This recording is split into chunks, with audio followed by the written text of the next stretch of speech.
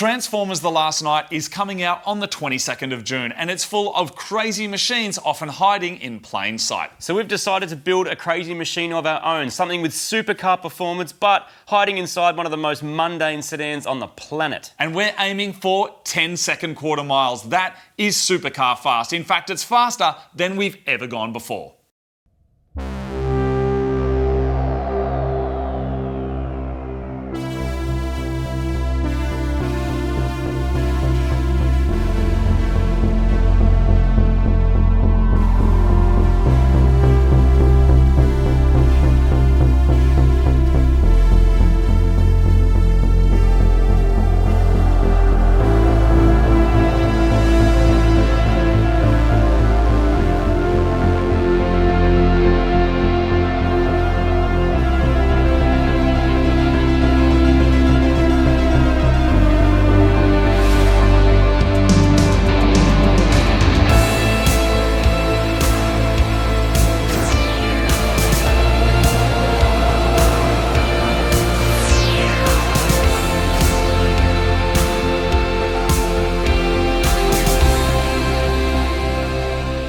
We have built some crazy cars in the past, but what we're attempting to do now is go faster than we've ever gone before. Now, the first thing that we need to do, of course, is buy a car. Then we're going to assemble a team of our mates and all the mods that we're going to need to run a 10-second quarter mile. It's going to be ridiculously fast, it's going to be mad, and probably very dangerous. Now, all good stories have to start somewhere, and this one starts in Japan.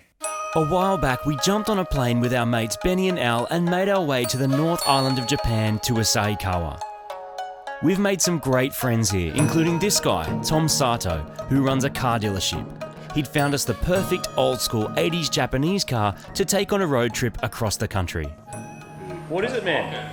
This is GX71 with a Cresta. So similar to a Cresta. Super lucente. Until you get to about here, and then it's different. And then you get there, and it's different. What do you think, guys? Yeah, I love it. This is very good. Just giving it a bit of a polish up for you. How good is this thing? This is great. Mr. Sato had arranged 5 days of temporary registration so we could make our way south. So first up, we had to go to a fireworks shop, because Japan.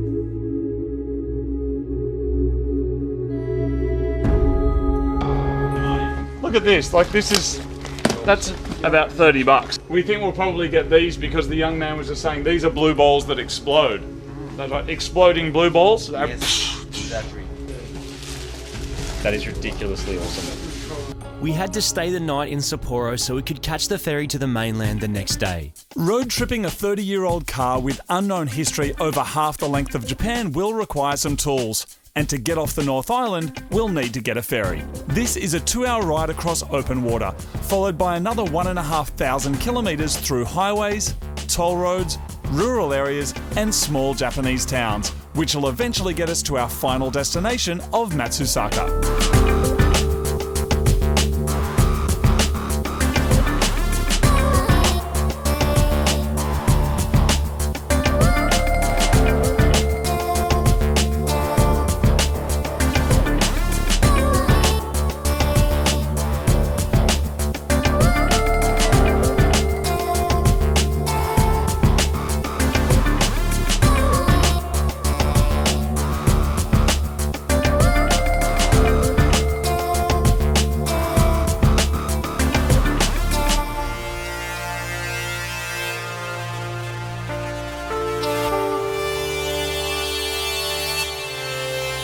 Now we say goodbye to the car, and it sits here. Rob's going to put it on a truck, then it's going to get put on a boat. Mr. Sato's going to do all the deregistration stuff, and then it'll be high at sea for a few weeks. To understand why the Cresta exists, we need to shift our minds to the early 80s, when Japan was beginning its golden age of car manufacturing.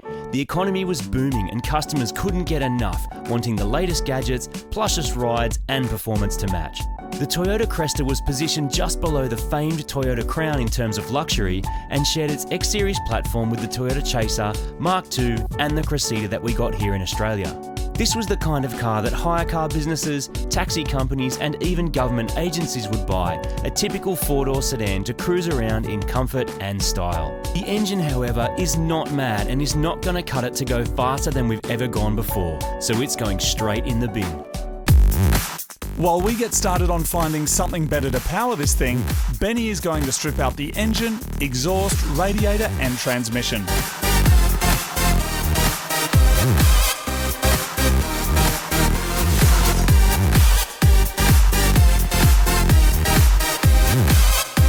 We've now got an empty engine bay ready for something much more epic. Now there is no way that festy old 80s Cresta engine is going to allow us to beat any supercars, and we won't be pulling 10-second quarter miles, which is why we've got our hands on this. This is an Australian-made Barra inline-six 4-litre Ford engine. The turbocharged ones start at 240 kilowatts. Now these engines here in Australia came delivered in the XR6 Turbo, but we're going to be working on this engine that was made in Australia by Ford and then sticking it in our Cresta that was made by Toyota in Japan. The Ford Barra engine has an iron block and alloy head with double overhead cams. With a 4-litre capacity, it is capable of delivering huge power when combined with a turbocharger and some basic mods. The first thing we're going to be doing to our mad engine is putting in some heavy-duty valve springs to help keep those valves shut under high boost pressure. Now where is that high boost pressure coming from, my friends? It's coming from a massive turbocharger that we're going to be installing on a custom exhaust manifold. And we're going to have some awesome electronic whiz-bangery to run the whole thing. Now the whiz, of course, comes from the turbo, and the bangery of it is coming courtesy of ethanol. To get this engine ready for boost, we're going to pull off the rocker cover to get access to the valve springs and head studs.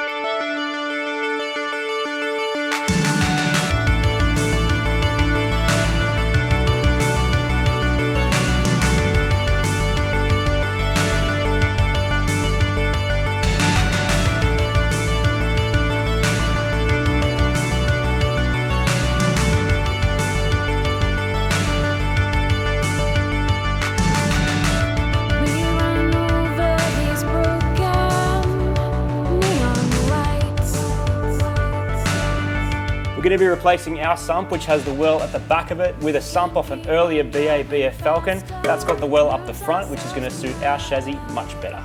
We're changing the sump configuration because it will allow us to get the engine as low down into the engine bay as possible. Next to come off is the water pump, timing cover and oil pump, which we'll be upgrading. While we're working on our engine, Benny and drag car expert Paulie are getting started on the rear of the Cresta. We're going to be fabricating a ladder bar rear end. That means there'll be room for big tyres and a big diff to hold big power. The 1985 factory diff was never designed for 10-second quarter-mile passes. The ladder bar rear end plants the tyres hard into the ground under power, which means we'll be able to put it all to the ground and smash out some mad times. There aren't any off-the-shelf parts for an old GX71 Cresta, so all of this will be pieced together from various parts and fabricated from scratch.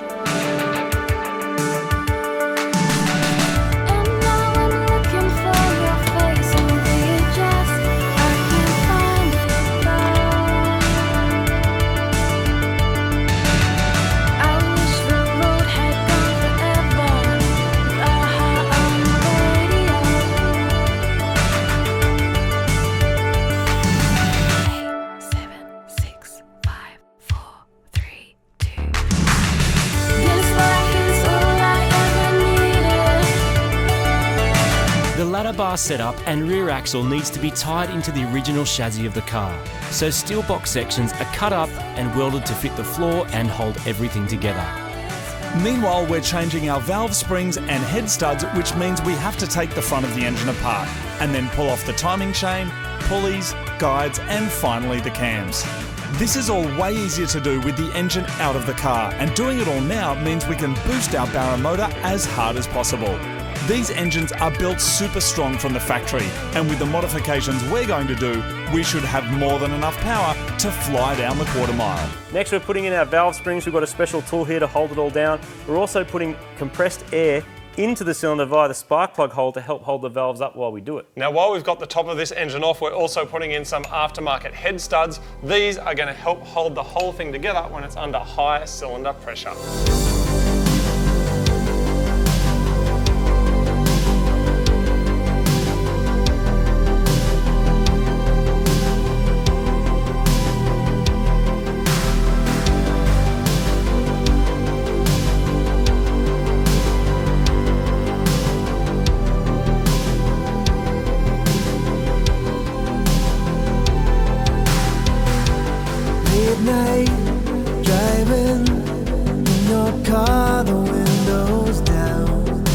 So all of these aftermarket head studs now have to go up to 100, which is a big hit on one of those. We've got our spark plugs in, our aftermarket valve springs are in, so we're getting close, Martin. We've also got our rebuilt oil pump, which is ready to go on, and importantly, which is what makes magic possible, our front sump.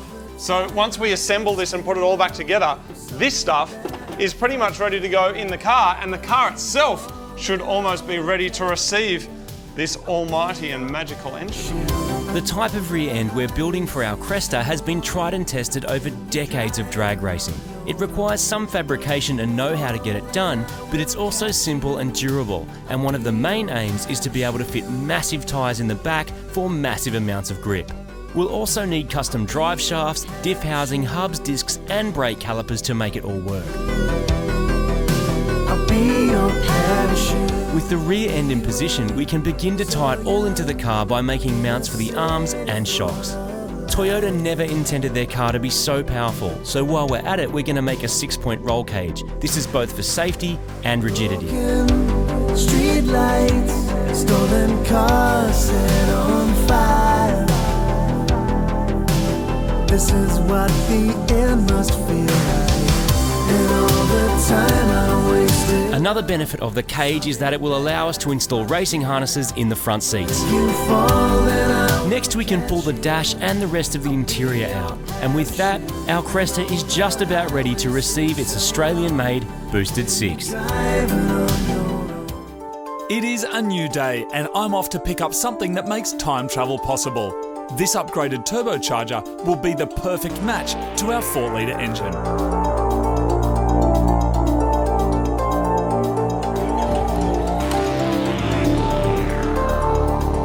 I'm back with a Garrett GTW Turbo, and next up, Marty's off to pick up another important part of our project.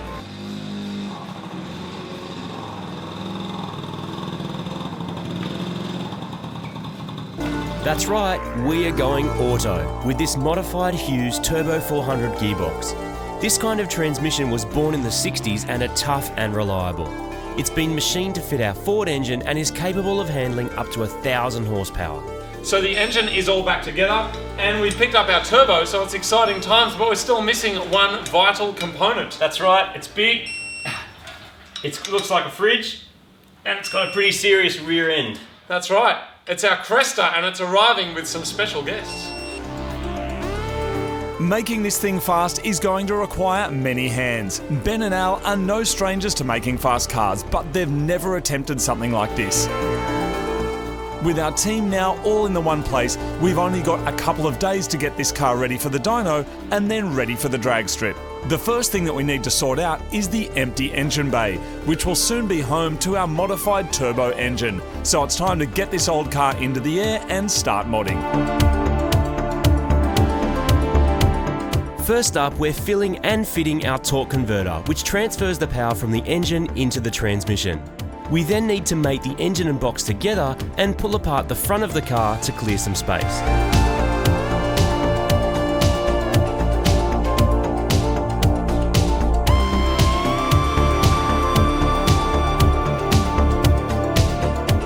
We're going to make the top radiator support removable to make the installation a lot easier because race car. Anything else in the engine bay that looks like it might get in the way, including old engine mounts, are going in the bin. We have to test fit the engine to make sure it actually fits and then measure it up for some custom engine mounts. These Ford engines are big and they're tall, so this is going to be a tight fit, but we need the bonnet to close to try and keep the car as stealth as possible. And with some gentle massaging of the transmission tunnel, it looks like it just might fit. A tape measure and a level ensures that the engine is centered and flat. The next step is to make some custom engine mounts using plate steel and thick wall tube. These will form shackles that'll be welded to the existing engine crossmember. With the engine positioned, we can start to test fit our bolt-on performance parts to check for clearance and finish our custom engine mounts.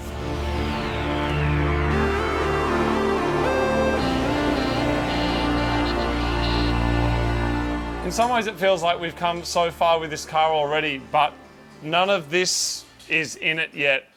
And all of this has all to of it end up inside it. is going to be. So we're talking ECU parts, position switches, hoses, injectors, fittings, inlet manifold, which is pretty cool. It's got some protective tape on it, but that's pretty rad. Billet. What else have we got? We got this thing. Oh my god, it's so heavy. All our hoses, Exhaust piping. manifold. Over here, Martin. So many bits required to make a car go this fast. So many. Can you just buy a car that goes this fast, Martin? I guess you can buy a supercar, can't you? Like You can a buy a McLaren or supercar something for like a that. lot of dollars, and I guess you'll get into the tens. Maybe with some of them. Oh, That's mad. so good. Black. I like it when they're black, Martin, because there's just something about them that makes them good. Look at it, Martin. Yeah, that's cool. Look at it go.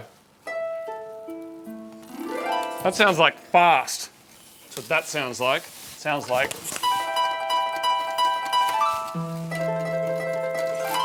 Sounds amazing. With the clock ticking, we've got a fuel system to make, engine mounts to fabricate, and a whole lot more, so it's all hands on deck. Here we go now.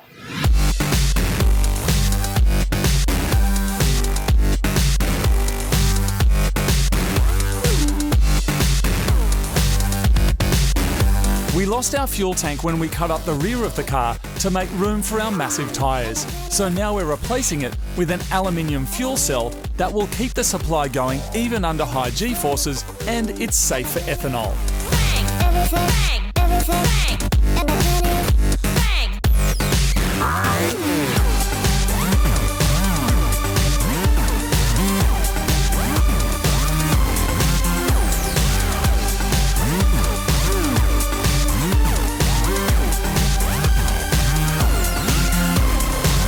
Now that everything is measured and we know it fits, the engine can come out so that we can finish the mounts and fit our transmission blanket. Which is basically like a bulletproof vest so that if and when this explodes, things don't just cut through the floor of the car and cut our legs off. Bang!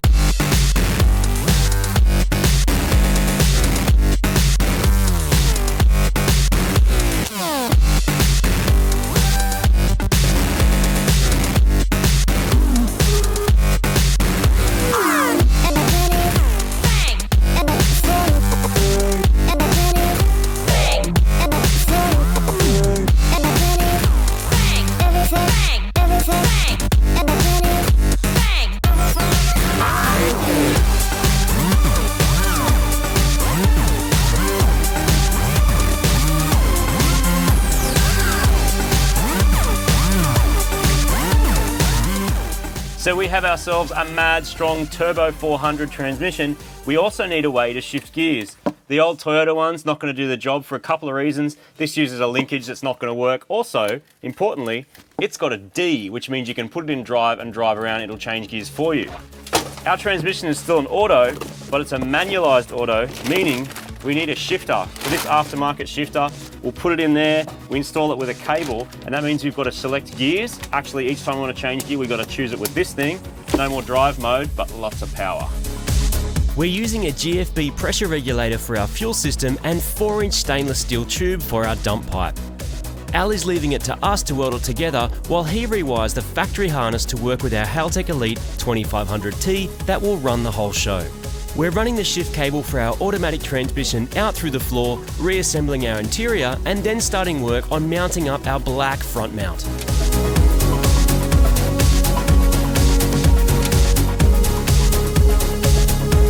Meanwhile, Paulie's back to help us install our 9-inch rear diff, drive shafts and brakes.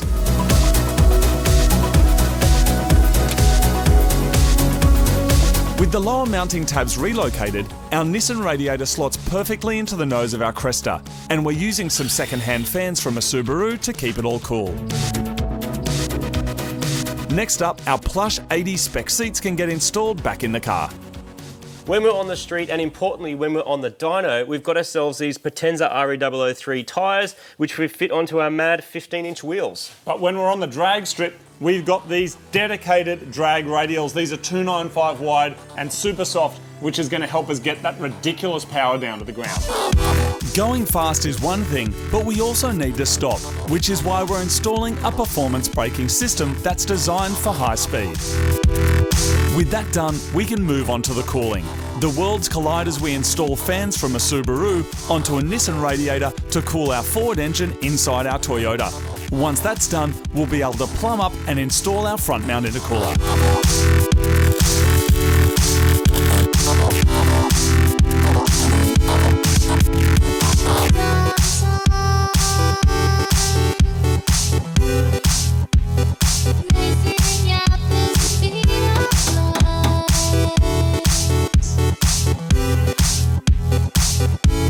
The car is really starting to come together. The rear and the inside are just about done, and now we have to sort out the intercooler.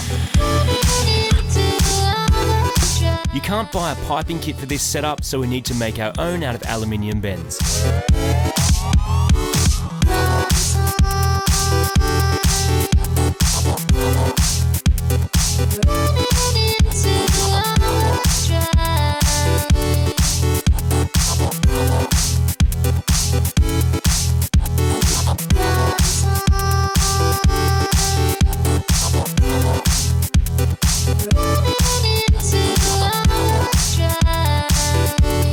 We're going to rotate the front cover of our turbo to get better angle for the piping.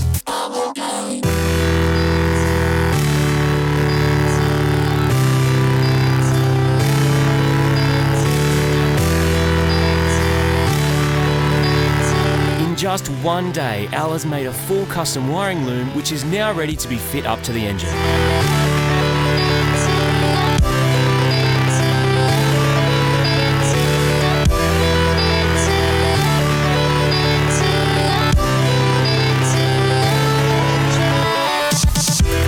So the next part of our puzzle has just arrived from Oklahoma in the United States of America. Apparently a lot of fast cars from there. I've heard that, Mum. Yeah. What kind of fast cars do they have? Fast drag cars. Really? Yeah, I think there's a bit of a scene there, is what I've heard. Oh, Martin, what's in here might actually let us almost finish our build. Deechworks have sent us over a bunch of fuel system parts, including some 1500cc top feed injectors. These will slot directly into our intake manifold to supply our engine with all the ethanol it needs to make big power. Our Aeroflow fuel tank comes with a built-in hanger to fit 3 of the DW 350IL fuel pumps, and with some AN fittings, it can all be plumbed into the fuel lines that Benny has made with some basic hand tools.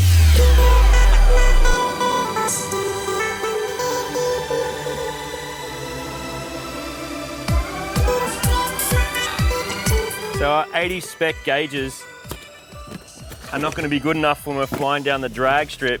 So we've got a dash which will communicate directly with the ECU. So anything we need to know that's important, speed, revs, voltage, sensors, positions, warnings, all that kind of stuff, we can program into this, which is really important when you go on that fast because you don't have time to be staring down at your dash. You just want it to light at you and glow in your face and tell you that you're doing awesome quarter miles. We're making some serious progress. Turbo Yoda has finished the wiring loom and our MAD intake manifold can go on for the last time. This means we can plug in our injectors, take off the protective tape, and work on plumbing the S14 Sylvia radiator to suit our engine. Next up, we're installing our fuel, oil, and vacuum hoses that are custom made out of braided hose.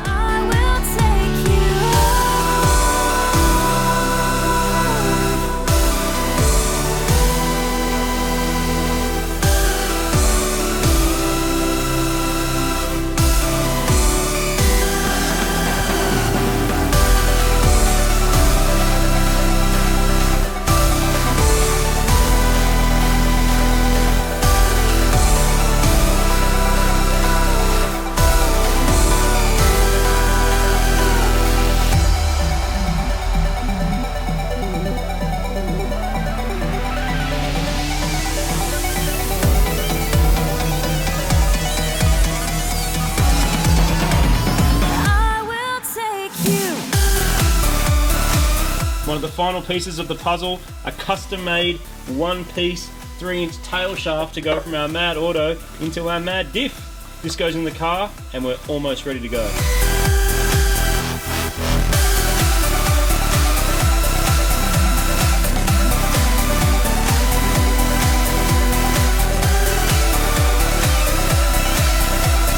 We're We're running this car on E85, which means we can add more boost and extract more power from our engine than we'd be able to with regular unleaded petrol.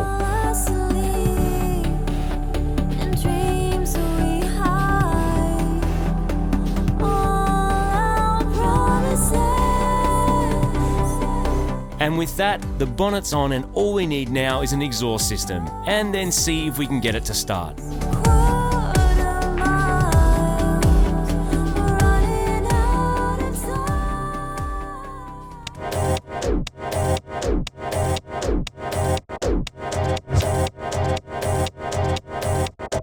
So it's a very long push to get our car all the way down here to Castle Hill Performance, but now it's an exciting day because it's time to do an exhaust. Now there was talk of just going straight out the bonnet, but we've done that before. There was talk of going out the side, but we've done that before. So we're actually just going to do a straight pipe. Straight out the back, it's going to go from 4-inch down to 3-inch and just straight out the back. That's exactly right. We've also got to fix our screamer pipe. We've got our big external wastegate. Currently that's just going to be shooting exhaust on the lines, which we don't want, so we're going to run a little bit of pipe that gets it out and under the car. And then once the exhaust is on, we can actually plug a laptop in, press some buttons, turn the key and see if it starts, which would be a bonus.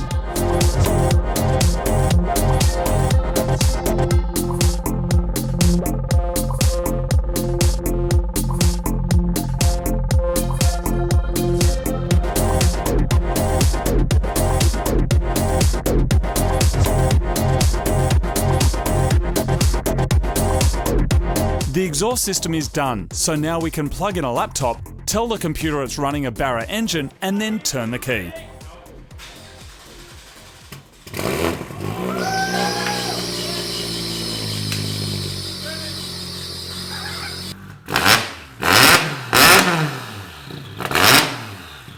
Our car is loud and it's obnoxious, and now it's time to throw it on the dyno and see just how much power this thing will make with a proper tune. Dale, it's been a busy couple of days to get this thing ready. What do you reckon? Mate, I reckon this is the best thing he's ever done. Yeah? Yep. This is cool. It's a odd looking car that you never see, and it's got like a Barra in it. Can you give us any tips or pointers for new players as far as making this thing go down the quarter fast? Oh, it'll be quick. I think you're underestimating how fast it's going to be. We're aiming for 10s. Yeah, that's not going to be a problem. Not going to be a problem? No. See what it does. So this is it, the moment we've been waiting for. We're doing some light load runs to make sure everything is working and the car isn't leaking anything. With that done successfully, what's coming next is the big one. A full throttle, foot to the floor power run that simulates exactly what this car will be doing on a drag strip.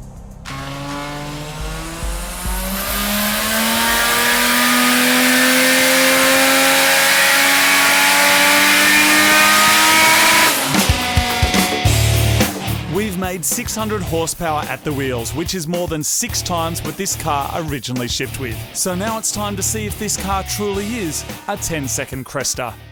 And that means getting from the start of this drag strip to the end 402 metres away in 10 seconds.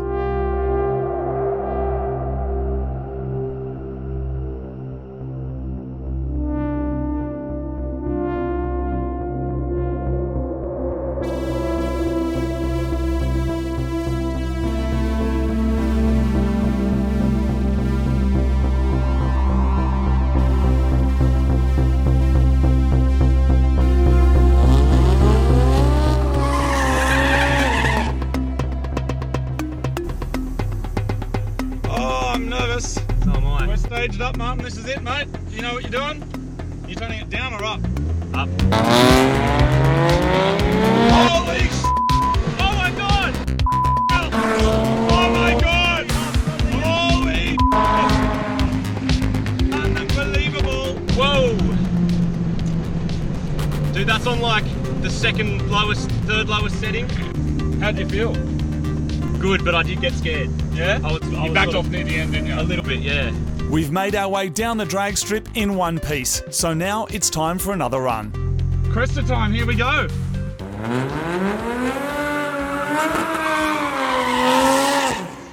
Nice, dude. You've got this. All right, staging up A bit more. in the JDM Cresta Sleeper. Oh, you're good. Yep, there we go. Here we go, let's do this one. All right. Stall it up more. Yes! Yes! Yeah, dude! Yeah!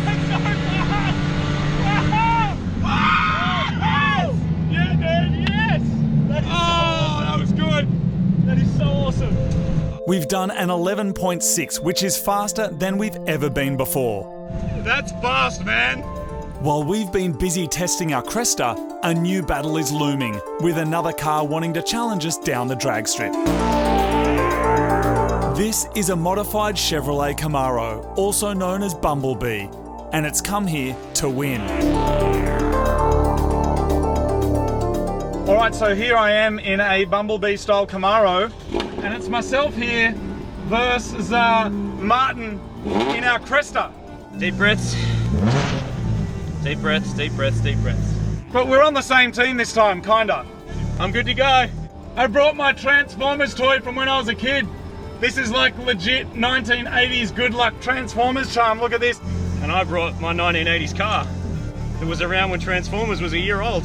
And it's gonna be my little good luck thing today. So let's do this, people. Let's have a race, let's have a good time, and have a bit of fun. All right, here we go. Doing a skid.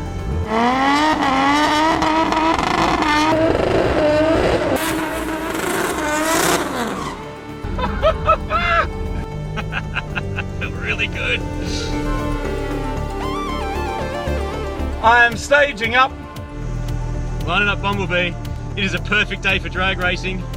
Both lights are on, this is it, people.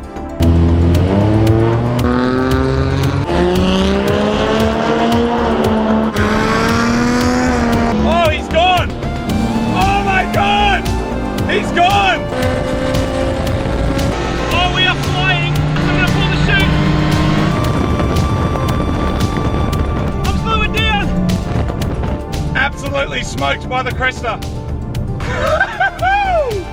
What I think is frightening is that I'm pretty sure this car's got more in it too. But that Camaro just got chopped. And we've done it. We've got a 10.6. 10.6! Incidentally, you get kicked out of the dragway at 10.5. 0.1 of a second too slow. Wow! We have ourselves a 10-second car. That's amazing. Any faster than this and we will get kicked out. But can our Cresta actually go any faster? There's only one way to find out.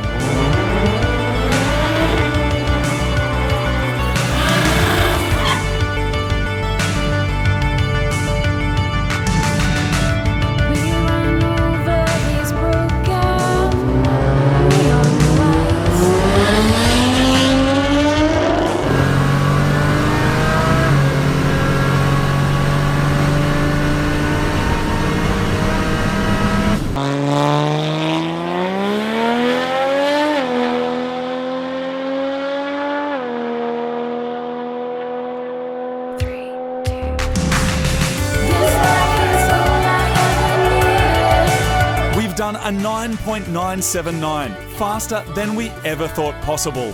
And all this started with a $2,000 Toyota Cresta in Japan and a bunch of mates.